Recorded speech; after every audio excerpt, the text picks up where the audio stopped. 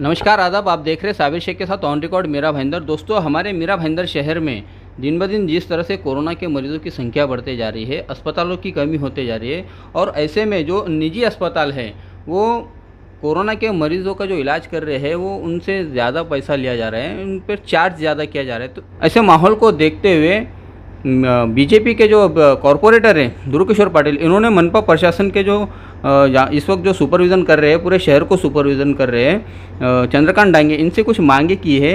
उन्होंने किस तरह की मांग की है इन बढ़ते हुए मरीजों की संख्या को देखते हुए, और जो निजी अस्पताल है जो ज़्यादा चार्ज कर रहे हैं मरीजों का, उनको देखते हुए इनकी क्या मांगे आई है, हम उनसे जानते हैं। पाटिल साहब, किस तरह की मांगे आपने की है मनपा प्रशासन से?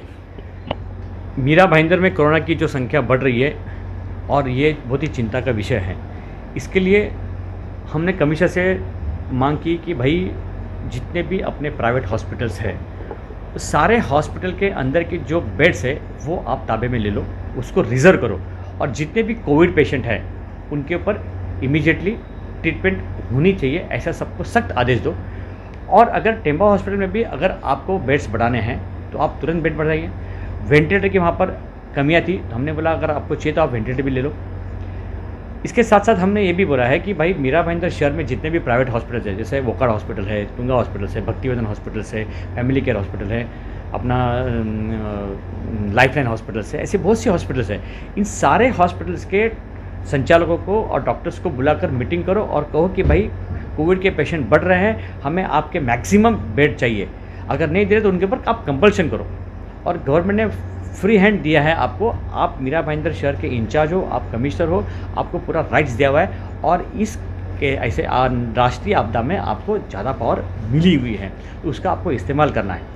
और इसी के साथ साथ हमने ये भी बोला है कि आप है ना एक डैशबोर्ड बनाओ या ऐसे कोई एक सिस्टम बनाओ कि ताकि मीरा भाईंदर शहर के जितने भी हॉस्पिटल्स हैं वहाँ पर कितने बेड्स खाली है, तो पेशेंट को अगर कोविड रिपोर्ट आता है तो अगर पेशेंट के रिलेटिव को अगर म्यूनसिपैलिटी में अगर नहीं एडमिट करना हो, तो अगर प्राइवेट हॉस्पिटल में जाना हो तो वोकाड में कितने हैं, फैमिली केयर में कितने हैं, भक्तिवेदन में कितने बेड्स खाली है, तो तुरंत वहाँ पर। और इसको पूरा सुपरविजन और मॉनिटरिंग करने के लिए एमबीएमसी का एक डॉक्टर्स को अपॉइंट करो, और राउंड द क्लॉक ये सिस्टम होनी चाहिए। इसलिए एक दिन में और एक रात में 24 आवर्स ये सिस्टम होनी चाहिए, ताकि पेशेंट्स के रिलेटिव को कोई भी गैरसोई नहीं होनी चाहिए या कोई भी इनकन्वीनियंस नहीं होनी चाहिए। और साथ साथ ये भी हमने मांग की है कि मीरा भाईंदर के जितने भी प्राइवेट हॉस्पिटल्स हैं वो कोविड पेशेंट के रिलेटिव्स को लूट रहे हैं, ज़्यादा चार्ज ले रहे हैं, 40,000 ले रहे हैं, 30,000 ले रहे हैं, 35,000 ले रहे हैं, पर डे ले रहे हैं। और एक्चुअली स्टेट गवर्नमेंट ने एक रेट फिक्स किया है, उस रेट के हिसाब से वो नहीं ले रहे। तो हमने उनको कहा कि इसलिए सारे हॉस्पिटल्स को बोलो कि भाई आप जो रेट गवर्नमेंट डिसाइड किया है उसके हिसाब से आपको लेना है, तो एक बाहर एक बोर्ड लगाओ और उसके ऊपर 1 रुपये भी आप चार्ज एक्स्ट्रा मत करो। अगर ऐसी कोई भी कमेंट आई तो सीधा आपके एमबीएमसी के डॉक्टर्स को फ़ोन करेंगे और डॉक्टर उस हॉस्पिटल प्रशासन को फ़ोन करेगा और वो रेट कम करेंगे। इसके साथ साथ हमने ये भी कहा है कि अगर अपने टेम्बा हॉस्पिटल में और भी बेड्स की अगर ज़रूरत पड़े तो आप उसके लिए खर्च की चिंता मत कीजिए। इस साल का पूरा जो बजट है वो बजट हम चाहिए तो आपके कोविड के लिए भी देने को रेडी है। और साथ साथ हमने ये भी कहा है कि टेम्बा हॉस्पिटल में जैसे कोई भी कोविड पेशेंट जाता है तो उसके रिलेटिव्स को उसकी जानकारी कभी कभी नहीं मिलती है, तो उसके लिए भी एक सिस्टम बनाओ, उसके लिए भी एक एजेंसी अपॉइंट करो या उसके लिए एक पीआरओ अपॉइंट करो, ताकि उस पेशेंट के रिलेटिव्स को और पेशेंट के बीच में क्या चल रहा है या उनके समन्वय होना चाहिए। जैसे कि अभी पेशेंट को ऑक्सीजन की कमी है, उसको ऑक्सीजन नहीं मिल रहा है, तो पेशेंट सीधा उसके रिलेटिव्स को फ़ोन करता है, फिर उसका रिलेटिव हम नगर सेवकों को फ़ोन करता है, फिर हम कॉर्पोरेशन के डॉक्टर्स को फ़ोन करते हैं, तो और फिर वहाँ पे वो ही था। तो ऐसे टाइम पे किसी एक आदमी को वहाँ पर अपॉइंट करना चाहिए ताकि उसके ट्रीटमेंट में अच्छी कन्वीनियंसी आ सकती है।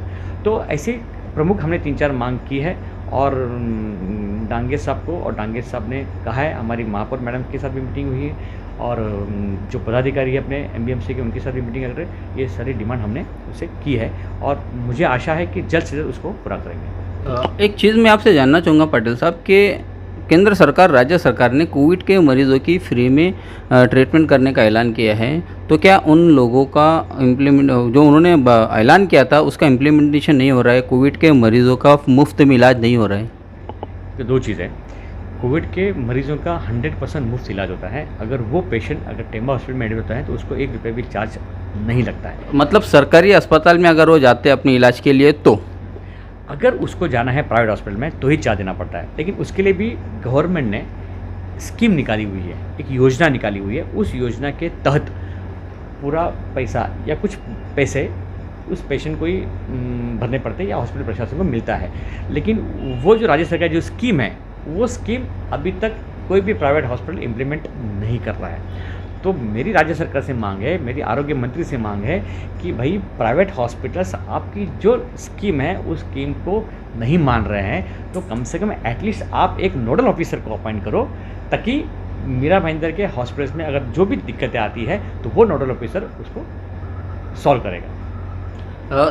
पटेल साहब, और किस तरह से यहाँ पर जो हमारे यहाँ पर संख्या दिन ब दिन बढ़ती जा रही है, और किस तरह से उस पर कंट्रोल करने के लिए प्रशासन को कार्रवाई करना चाहिए, हेल्थ डिपार्टमेंट को उसके ऊपर काम करना चाहिए, या मनपा प्रशासन को किस तरह से काम करना चाहिए ताकि चेन जो है कि वो चेन कहीं ना कहीं ब्रेक हो?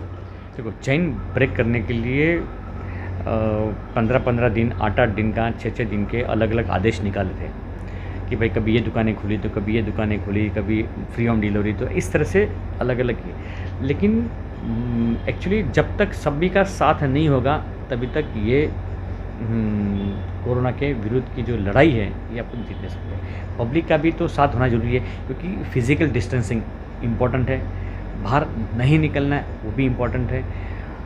आपको अत्यावश्यक काम के सिवा बाहर निकलना नहीं चाहिए। लेकिन आज अगर आप देख रहे हैं तो काफ़ी लोग घूम रहे हैं। अच्छा, 2 महीने हो गए घर में बैठे बैठे, किसी कोई डिप्रेशन में जा रहा है, किसी का ब्लड प्रेशर बढ़ रहा है, किसी का शुगर बढ़ रहा है, कोई मानसिक तनाव में आ जाता है, तो उनको थोड़ा सा बाहर निकलना भी चाहिए।